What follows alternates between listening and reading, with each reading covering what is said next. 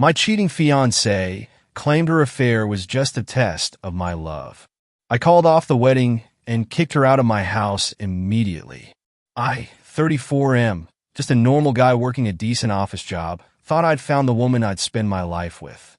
We'd been together 2 years, and I proposed last Christmas under the impression that we shared the same values: loyalty, respect, honesty. For a while, everything seemed on track.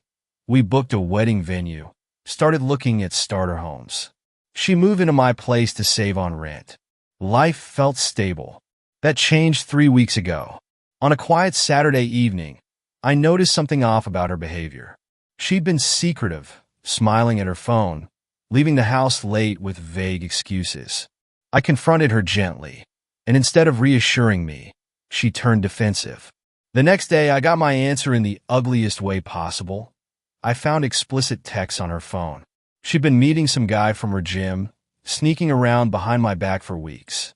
When I confronted her with the evidence, expecting tears or apologies, she shocked me.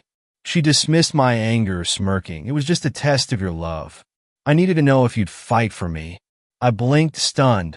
She painted her affair as some twisted loyalty quiz. She accused me of failing because I got mad instead of instantly forgiving her. The entitlement oozing from her words was staggering. I told her the wedding was off. I demanded she pack her things and leave. She screamed at me, calling me ungrateful and petty. "I sacrificed so much," she yelled, as if her betrayal were something noble. When I didn't back down, she tried a new tactic: tears. But I'd seen the truth of her character. No matter how she spun it, she cheated. I told her calmly, "You have 1 hour to get out, or I'm calling the police to escort you." She cursed, scrambled to stuff clothes into a bag, and stomped out. I locked the door behind her. The next day, my phone buzzed nonstop. She spammed me with texts alternating between apologies and insults. "We're meant to be," followed by, "You'll never do better," then, "Don't make me do something drastic." I ignored her. I was done. But apparently, she wasn't. Over the following week, she showed up at my workplace, waiting in the parking lot, insisting I talk. I refused. She tried rallying mutual acquaintances to pressure me into forgiving her. I stood firm. I was no doormat. Her entitlement escalated. She claimed I owed it to her to reconcile, that I couldn't just throw away the wedding plans. As if marriage was a transaction I'd failed to complete. Days later, I returned home from work to find her sitting on my porch. She glared at me, arms folded. "We have to talk," she said. "You can't just cut me off like that. We have a future. You need to understand I was testing your loyalty. Now you've proven you're weak." My jaw clenched. "Leave, or I'll have you trespassed."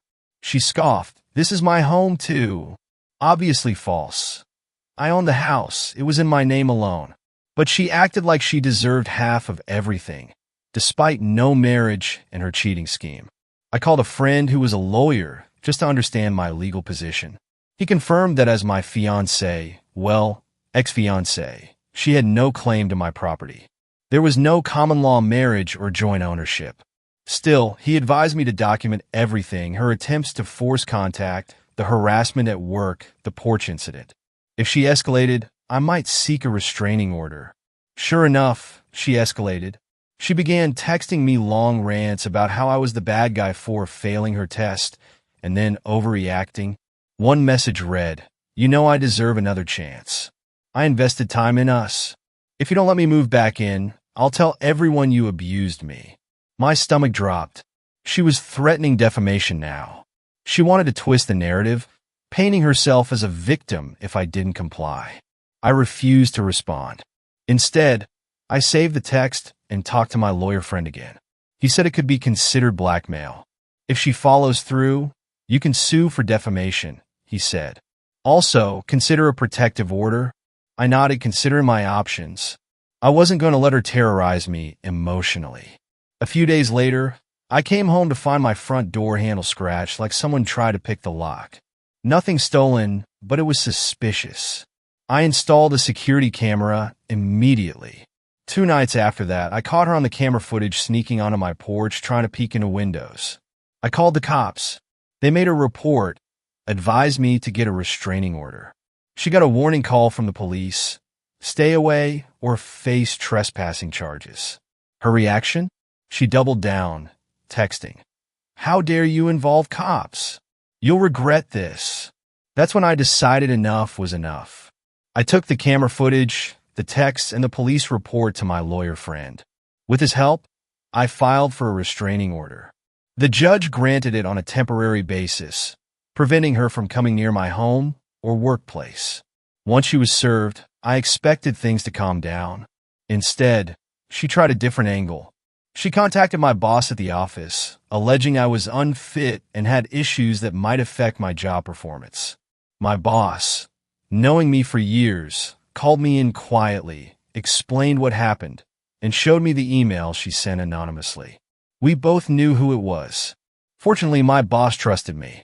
I provided a brief explanation: an ex-fiancée harassing me. He shook his head and advised me to be careful. At this point, it was clear she was desperate, flailing for power she no longer had. She started telling mutual friends lies: that I abandoned her after she got pregnant, a total fabrication; that I stole money from her, also false. A few friends asked me directly. I showed them her deranged messages, and they apologized for doubting me. Her entitlement grew uglier. She tried to guilt-trip me over wedding deposits, money I'd already lost. She demanded compensation for her time and emotional energy. I laughed grimly at the absurdity. She cheated, lied, and threatened me, yet expected a payout. With the restraining order in place, I hoped she'd back off, but she didn't. She started showing up near my gym, lurking in the parking lot.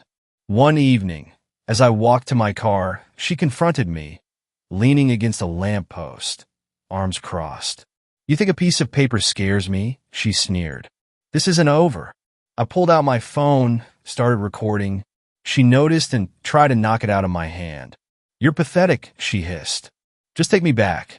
I'll drop all these accusations." Accusations she hadn't officially made yet, but the threat loomed.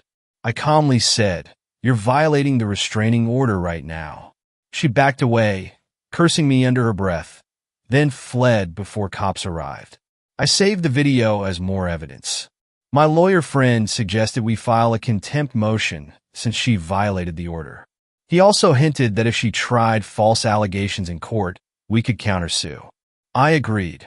We initiated legal proceedings to reinforce the protective order, possibly upgrading it to a permanent one. The wheels of justice turned slowly, but steadily.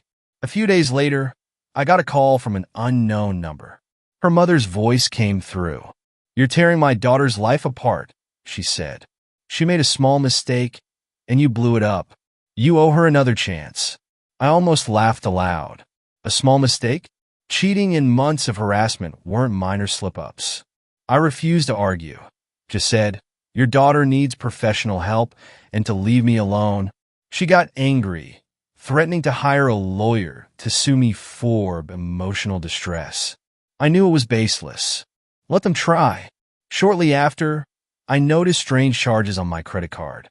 Someone used my card number to buy expensive electronics online. I called the bank, canceled the card, and asked for an investigation. The bank's fraud department found the delivery address matched one of her relatives' places. That was it. I handed this information to the police. Identity theft is a serious crime. The officer handling my case said they would interview her. If it led back to her, she'd face criminal charges. Meanwhile, the contempt hearing for the restraining order violation arrived. My ex-fiancée tried to appear innocent, saying she just happened to be at the gym's parking lot, claiming coincidence. I played the video of her taunts. The judge was unimpressed with her excuses. He extended the restraining order, making it more strict: no contact at all, not even through third parties. She glared daggers at me in the courtroom, but said nothing. A week later, the police came through. The fraudulent credit card use tied directly to her. She was charged with misdemeanor fraud. She panicked, sending me frantic emails through a new account, begging for mercy, promising she'd drop everything if I didn't testify. I forwarded the emails to my lawyer and the police. She was digging herself deeper with each stunt. Now cornered, she tried a last, desperate card, showing up at my workplace despite the order. She tried to force her way into the building's lobby, screaming that I ruined her life, that I owed her a home and security. Security guards detained her until cops arrived. This time, she crossed too many lines. With multiple violations and new criminal charges stacking up, her leverage evaporated. She'd gone from a cheating ex-fiancé testing my love to a criminal harassing her former partner. The DA took an interest in her case after the trespassing and fraud. They offered her a plea deal if she admitted guilt and agreed to stay away permanently. Her lawyer, probably exasperated by her antics, advised her to take it. At the final hearing, I attended with my lawyer. She stood before the judge, looking haggard and desperate. Gone was the smug grin, the entitlement. Now her eyes darted nervously. The DA laid out the evidence, the recorded threats, the trespassing, the fraud, the harassment. The judge looked at her and said, "Your behavior is unacceptable and dangerous. You're fortunate no one was physically harmed beyond the initial mental distress. Do you understand the seriousness of this?" She nodded meekly. The judge sentenced her to probation, mandatory counseling, restitution for the fraudulent charges, and permanent no-contact orders. She was warned that any future violation could mean jail time. Her face fell, realizing she'd lost everything: my trust, any hope of reconciliation, and even her freedom to move about without legal scrutiny. As I left the courthouse, I felt a mix of relief and disgust. Her entitlement had taken her to the brink of criminal consequences, all because she couldn't admit fault, couldn't accept that her test was nothing but vile manipulation. She tried every dirty trick: blackmail, lies, defamation, only to be caught and punished. In the aftermath, I changed my locks, updated my security system, and focused on rebuilding my life. Some mutual friends apologized for believing her early lies. Others quietly vanished, not wanting to take sides. I was fine with that. I'd learned a harsh lesson about who I could trust and how easily love can be twisted into something ugly by the wrong person. Legally, I was in the clear. She couldn't come near me, couldn't contact me, couldn't harass me without risking jail. Financially, I took a hit from canceled wedding arrangements, but I considered it a small price for my freedom and peace of mind. Emotionally, I was scarred, but wiser. In time, I'd move forward, meet new people, and hopefully find someone truly worthy of my love. Seeing her face crumble under the judge's stern lecture was the final piece of closure I needed. She understood too late that she'd tested not just my love, but my patience, my dignity, and my will to stand up for myself. She failed spectacularly and faced real consequences for her entitled behavior. If hearing about entitled people facing their well-earned downfall makes your day, hit that subscribe button. Who knows what toxic nonsense I'll expose next?